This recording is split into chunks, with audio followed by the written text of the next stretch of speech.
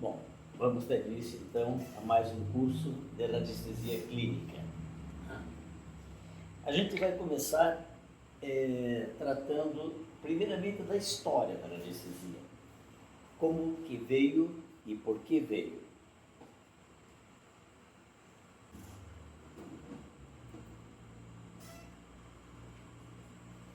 Nós vamos ver no curso o que é radiestesia, o histórico, os conceitos, as teorias, os instrumentos, tratamentos radiônicos, bioenergética, anamnese e como fazer uma consulta. Isso é o todo do curso que vai ser feito.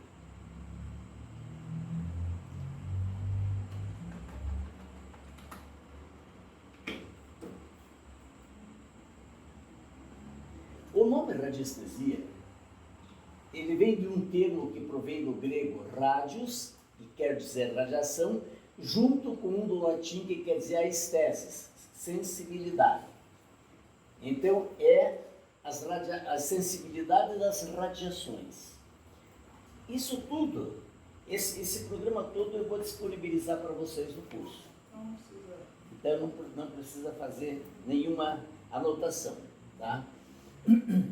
Está mais do que cientificamente comprovado que todos os corpos emitem radiações na forma de onda, vibrações, que nos rodeiam o tempo todo e que de forma contínua, quer seja o corpo físico ou o nosso cérebro e sistema nervoso. Essas impressões ficam registradas no nosso inconsciente. Quando entramos em sintonia com as ondas externas, o cérebro interpreta-as e manda a informação daí resultante para o inconsciente. Isto acontece na forma de ondas internas através da atividade neuromuscular, o que provoca a reação externa em forma de movimentos nos instrumentos radiestésicos. Tudo isso quer dizer o seguinte: a natureza provoca vibrações as mais variadas possíveis. O nosso braço é um leitor dessas vibrações. Só que nós perdemos muita da nossa sensibilidade com o decorrer da evolução moderna que foi tornando-nos cada vez mais preguiçosos. Então, cada vez mais dependentes de instrumentos eletrônicos, elétricos, químicos, e nós fomos perdendo esta capacidade de, com a própria mão, nós podemos sentir as vibrações. Então, para isso, descobriu-se que com um peso pendurado num fio qualquer, a gente conseguia fazer deste pêndulo, este peso num barbante, a extensão do nosso braço, porém muito mais sensível. Daí em diante, a coisa começou a tomar forma.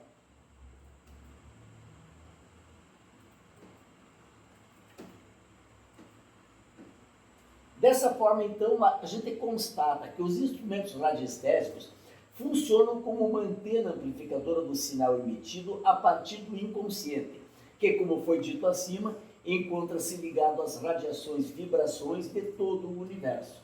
As respostas obtidas através desses instrumentos são, então, interpretadas, podendo ser utilizadas para diagnósticos médicos, prospecção de jazidas, localizações de veios de água, pessoas e objetos perdidos. Essa pesquisa só é possível quando o operador entra em sintonia ou ressonância com os objetos ou anomalias pesquisadas e o seu sistema neuromuscular. O sistema neuromuscular do operador emite impulsos involuntários que provocam movimentos nos instrumentos radiestésicos. Assim, o objeto da pesquisa se torna o transmissor, o cérebro do operador o receptor e o instrumento radiestésico uma antena amplificadora. Dá para acompanhar até agora aí? Dá? Muito bem. Não é no pêndulo ali que tem nada, o negócio é no meu cérebro. Exatamente. O cérebro que comanda.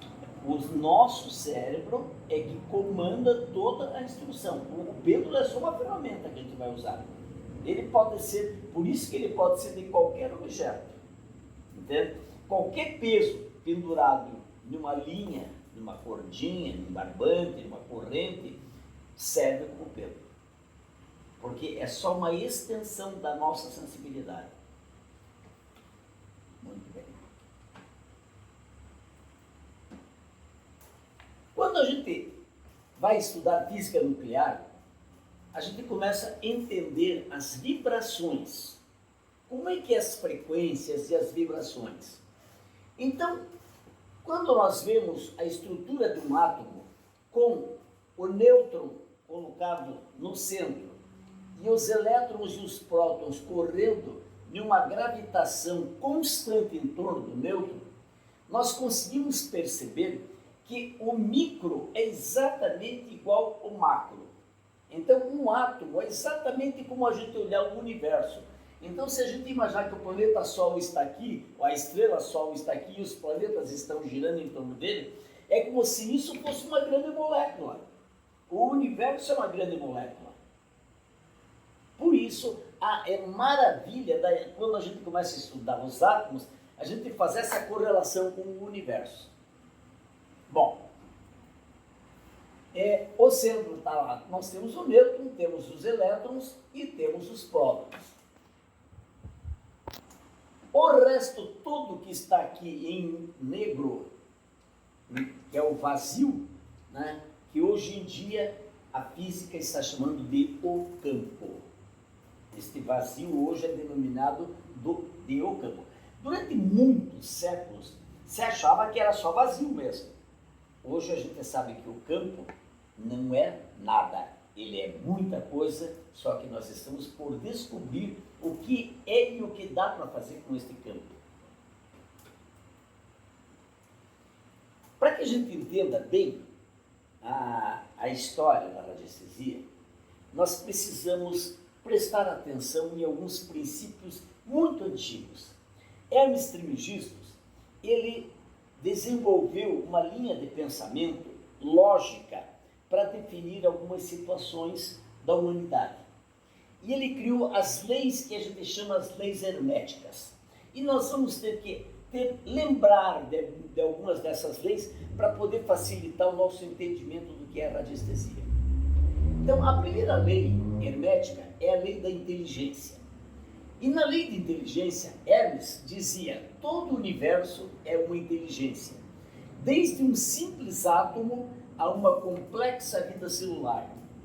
É uma consciência global. A existência é uma consciência. A segunda lei nos diz que é a lei da projeção. Tudo está para além do espaço e tempo, sendo que tudo que existe se projeta no mundo físico para que possamos experimentá-lo. Tudo. É pensamento, é matéria, é tudo. Tá? A terceira lei é a lei da vibração. Todas as coisas oscilam e vibram com sua frequência própria. A frequência de sua vibração é que dá a suposta identidade que podemos experimentar. Nada está em repouso. Das galáxias às partículas subatômicas, tudo é movimento. Mesmo quando nós morremos, o nosso corpo perde a vida animal e imediatamente começa uma vida bacteriológica, consumindo esse corpo, transformando ele numa nova energia para o planeta. Imediatamente após o ato de morrer. Então, nada nunca fica parado. Quando nós vemos uma mesa, um objeto metálico, a gente diz, mas aqui está estático. Não. Quanto mais duro for o objeto, maior vibração interior das moléculas, dos átomos tem. Porque é a velocidade do átomo que dá a dureza para o objeto. Átomos girando muito lentamente, nós estamos indo para um campo mais gasoso. Quanto mais lento for a movimentação, mais gasoso vai ser o corpo astral. Bom, a quarta quarta lei é a lei da polaridade. Tudo é dual. Os opostos são apenas extremos da mesma coisa. Energia negativa é tão boa ou má quanto energia positiva. Isso é uma outra coisa interessante. Porque, via de regra, a gente quer separar o bem do mal. A gente diz, mas fulano é do mal, eu sou do bem. Tudo é a mesma coisa. Então, o mal é só o outro lado do bem. Mas é uma extensão. Nunca está separado 100%. A quinta lei é a lei do ciclo. Tudo tem um ciclo, com início, meio e fim, determinados pelas leis da termodinâmica. Os opostos se movem em círculos. As coisas recuam e avançam, descem e sobem, entram e saem. A lei do ciclo nos assegura que ao final de cada ciclo, tudo recomeça. É assim também é com a nossa vida. No final deste ciclo terreno, nós vamos partir para um novo ciclo de vida. Bom. Sexta lei, a lei do todo. A existência é um todo unificado, interconectado e interligado. O tudo tem componentes masculinos e femininos. Ele tem causa e efeito. Esse senhor aqui é muito conhecido hoje no mundo. A figura dele, para a maioria das pessoas, já só de ver o rosto já sabe de quem se trata. Senhor Greg Braden. Ele era desenhista de sistemas de computação aeroespacial e geólogo-chefe da Phillips Petroleum. Ele também é um cientista conhecido hoje por tentar unir o mundo da ciência e o mundo espiritual. A vida deste cara está dedicada a isso hoje em dia. Ele quer juntar as duas coisas, as religiões e a ciência. Se você viu o documentário da Louise Hay, chamado Você Pode Curar a Sua Vida, ele está lá também dando os seus depoimentos maravilhosos. Né? Mas daí vem uma reflexão para a gente. Mas se tudo o que existe no mundo material é feito de um conjunto de células, estas são feitas de átomos, e se um átomo de qualquer coisa não é material, então, no nível microscópico, nada é material, tudo é vibração, tudo é feito de energia condensada. Vivemos num universo de vibração e nossos corpos são feitos a partir da vibração da energia que emanamos constantemente. Hoje, a gente assegura com segurança que a matéria é luz coagulada. Porque tudo provém da luz. Então, quando você concentra a luz, é como se, fazendo uma força de imaginação, você coagulasse a luz. E quando você coagula a luz, você tem um corpo sólido. Aparentemente sólido. Porque nós sabemos hoje que se nós tirarmos todos os espaços vazios que tem no planeta Terra, ela ficaria do tamanho de uma bola de basquete. O planeta Terra. Se tirássemos todos os espaços vazios que tem nos átomos. Bom, então já sabemos que a ciência atual consegue provar através da teoria quântica que pensamento é energia, que toda energia tem uma vibração e que a vibração cria o mundo material. Os nossos corpos e todo o restante ao nosso redor foi e continua sendo criado através das nossas mentes coletivas. Aí a gente começa a bater de frente com algumas religiões. Tá? Porque quando você quer unificar só por um lado a coisa, daí ela não entra com a ciência, porque isso é coletivo, isso não é um bem de um determinado grupo de pensamento.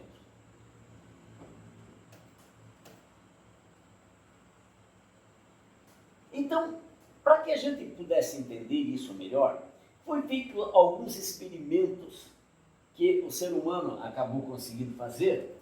E o experimento 1, eles fizeram a seguinte experiência.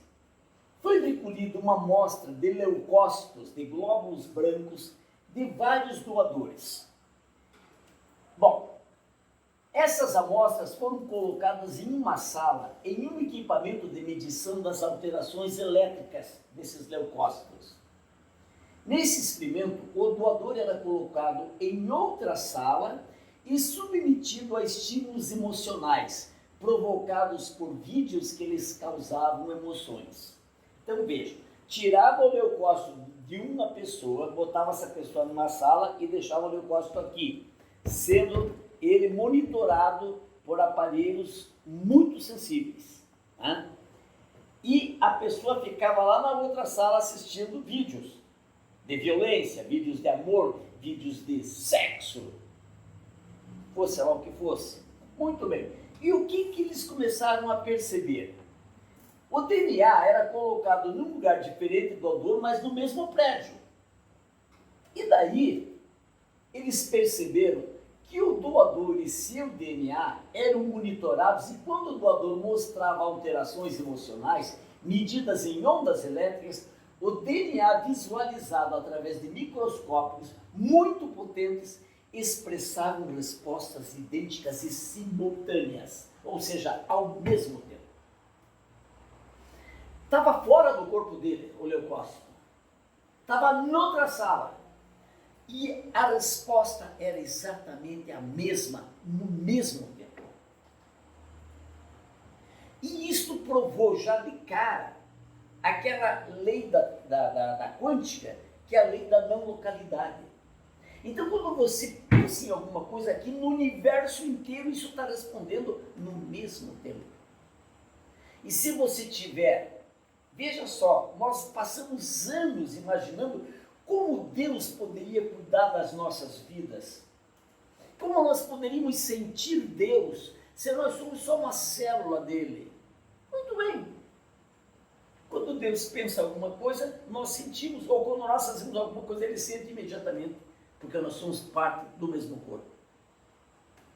Bom, os altos e baixos do DNA coincidiam exatamente com os altos e baixos do doador. O objetivo era saber a que distância poderia estar separado o doador do seu DNA para que o efeito continuasse a ser observado. E pararam de fazer a prova quando chegaram à distância de mais de 80 quilômetros de distância do DNA e do doador. E os resultados continuaram os mesmos resultados. Então, isto foi uma das coisas mais impressionantes que o ser humano já descobriu até hoje. Você imaginar que uma célula tua está lá longe, respondendo para você imediatamente a mesma coisa que você está sentindo. Como é que é o nome desse efeito, Carlos? Na física quântica é o princípio da não localidade. Tá? Mas tem, o nome tem, como é que é não é efeito Isaías esse? Não, efeito Isaías é outra coisa. Tá? Bom,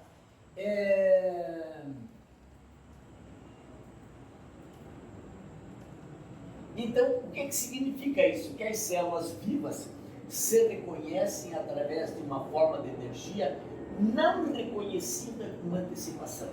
Então, a ciência não sabe explicar por que e como que isso acontece, mas isso acontece.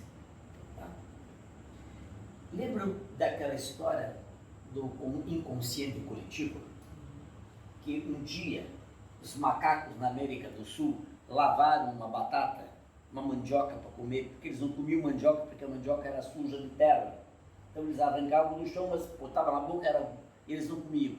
Um dia um macaco na América do Sul lavou uma batata sem querer. E quando ele lavou, ele perguntou que era bom se não tivesse a terra. Então os macacos da América do Sul começaram a lavar as batatas. Imediatamente na África, os macacos começaram a lavar batatas para comer a mandioca.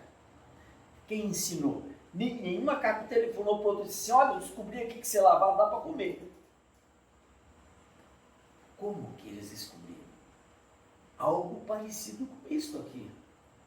Já que eles são fruto da mesma espécie, então há um reconhecimento mútuo.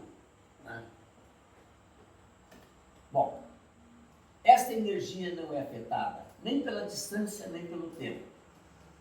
Não é uma forma de energia localizada, mas uma energia que existe em todas as partes e todo o tempo.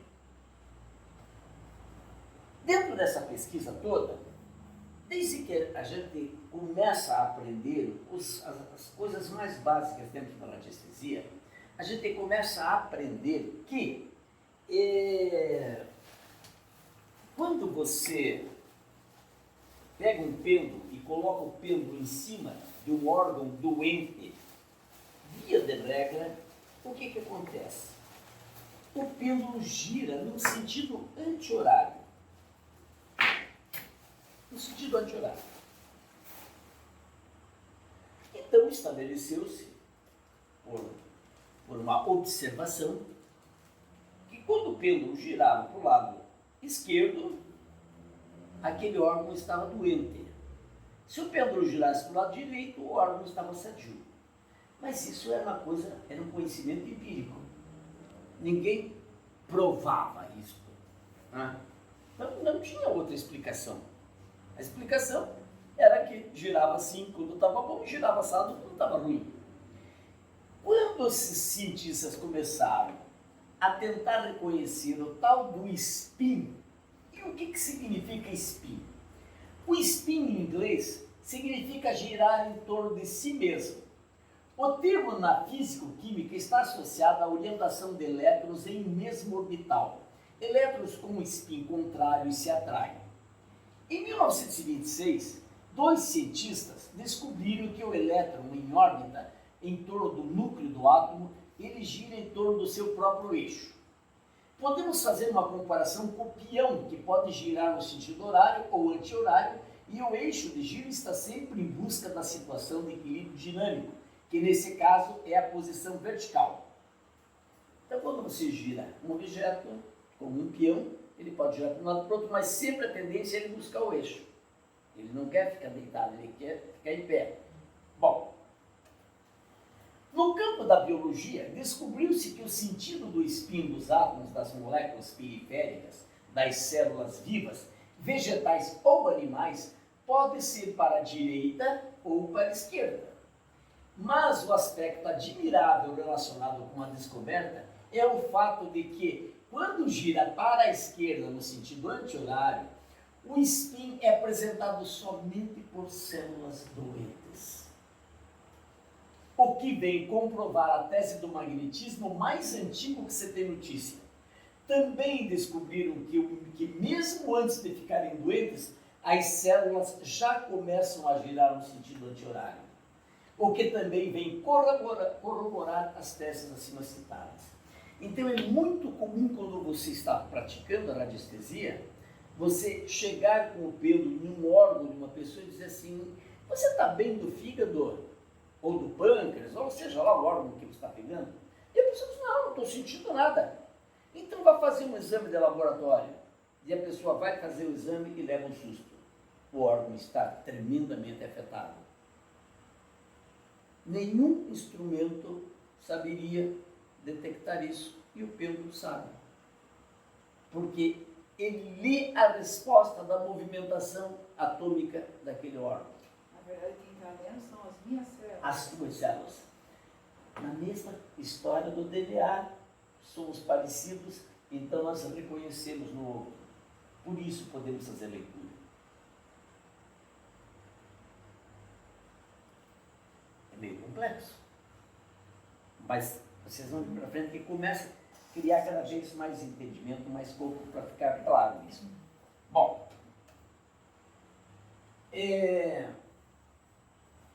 depois nós vamos voltar a falar mais das técnicas de radiestesia. Agora eu vou citar um pouquinho da história, como é que começou a radiestesia no mundo.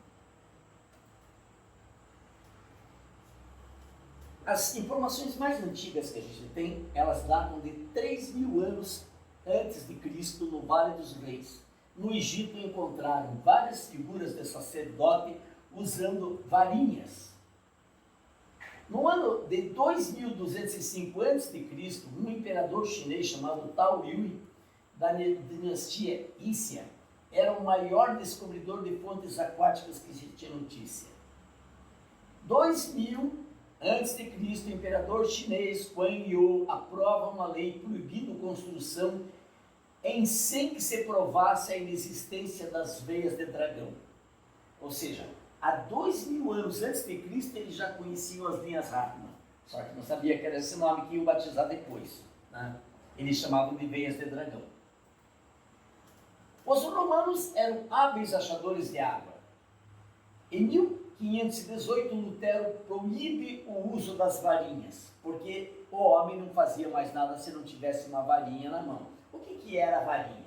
A varinha era um galho de pessegueiro, porque o pessegueiro é uma planta que ele se alimenta de energia negativa do planeta, tal qual os gatos, e as abelhas e as formigas, né? Então, de posse de uma forquilha feita de galhos de um pessegueiro, se você caminhar por um terreno, quando você passar num veio d'água, a forquilha baixa. É uma atração tão forte que você não consegue segurar com toda a força de um homem, você não segura a forquilha na mão. Ela baixa. Ela chega a machucar a mão do radiestesista se ele quiser segurar. Então ele já sabe, ele solta para não machucar a mão dele, porque ela vai forçar para baixo. Né?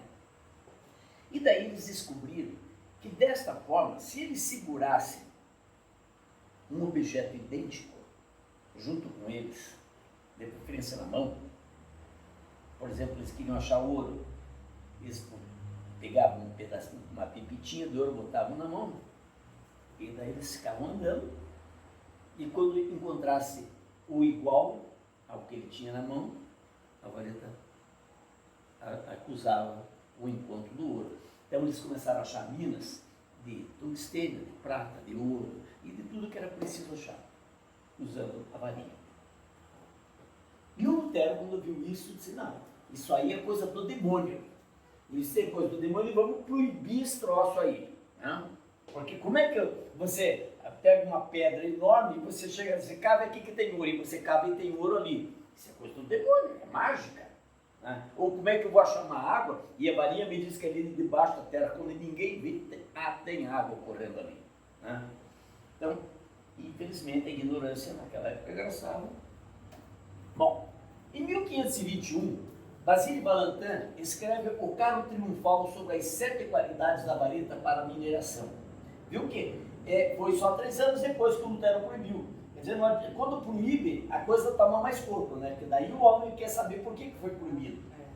Bom, em 1556, o livro Re Metallica de Georges Agricola traz um inventário de varetas aveleiras para prospecção de prata, freixo para cobre, pinheiro negro para chumbo e estanho, e a vara de ferro para ouro. Então eles começaram a perceber que determinadas varas funcionavam melhor para determinados produtos, mas a técnica era a mesma, só mudava a substância que você usava para encontrar. E aqui nessa época, os padres começaram a se tornar os maiores radiestesistas da história. Então, em 1693, Pierre de Lorrain, abade de Valemont, publica a Física Oculta com o subtítulo O Tratado da Vareta Divinatória. Já era padre, fazendo a coisa. Quer dizer, primeiro o protestante proibiu e os padres começaram a usar a vareta. Bom,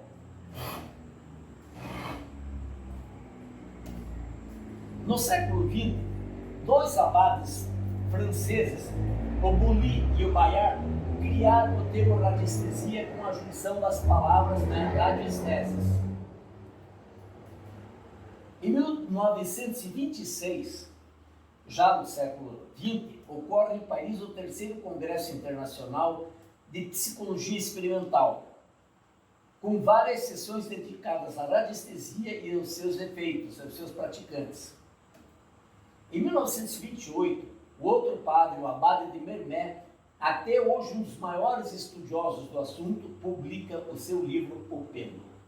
que é o melhor nível de radiestesia que tem até hoje, é o mais completo. Esse, só para ter uma ideia, esse Abade Merné, ele não fez outra coisa na vida, ele morreu com a idade bem avançada, mas ele pegava um pêndulo e botava em cima do feijão e ficava contando quantas voltas o pêndulo dava no feijão. 585 voltas. Daí na aveia dava 732 voltas. E ele teve a paciência de classificar cada produto humano através de quantas radiações aquilo dava para um pêndulo. Ele levou a vida inteira fazendo isso. Bom, em 1934, o mesmo Mermet lança a Bíblia da Radiestesia, chamada Comentários Joper. Eu não sei a tradução de Joper, o que é, então, mas é comentários a respeito do assunto da radiestesia. Em 1935, o Dr. Ernesto Hartmann, da Alemanha, apresenta várias experiências demonstrando que a saúde física depende do lugar de onde se trabalha, vive e dorme. E aí ele começa a descobrir que se você ficar numa linha Hartmann, você vai ter câncer. Bom, em 1939, durante a Segunda Guerra, o exército alemão usava vários radiestesistas para fazer tudo dentro do campo de batalha. Em 1961, o mesmo Hartmann, quer dizer, 30 anos depois, ele funda uma faculdade de radiestesia na Alemanha. Em 1970, o exército americano, apesar de toda a tecnologia, ele precisou de uma grande equipe de radiestesistas para não morrer de sede dentro do Vietnã, porque eles não tinham água para tomar e os rios, eles contaminavam todos os vietnamitas para que o americano não tivesse água. Então, eles com radiestesia, eles furavam poços para poder não morrer de sede. Ah, no Mato Grosso eles fazem isso, com a varinha para furar o poço. Sim, exatamente. Eu já vi fazer isso. Em 1985, a doutora Verônica Karsten demonstra estudo com 700 casos terminais de câncer que, sem qualquer tratamento convencional, recuperaram a saúde apenas retirando suas camas das áreas de tensão geopática. Bom, passado a história, vamos entrar no início da radiestesia, do estudo da radiestesia. Para a gente entrar nesse início, a gente vai ter que ver os conceitos que regem a radiestesia. São 4 os conceitos que regem a radiestesia. O primeiro deles é o conceito hidromineral.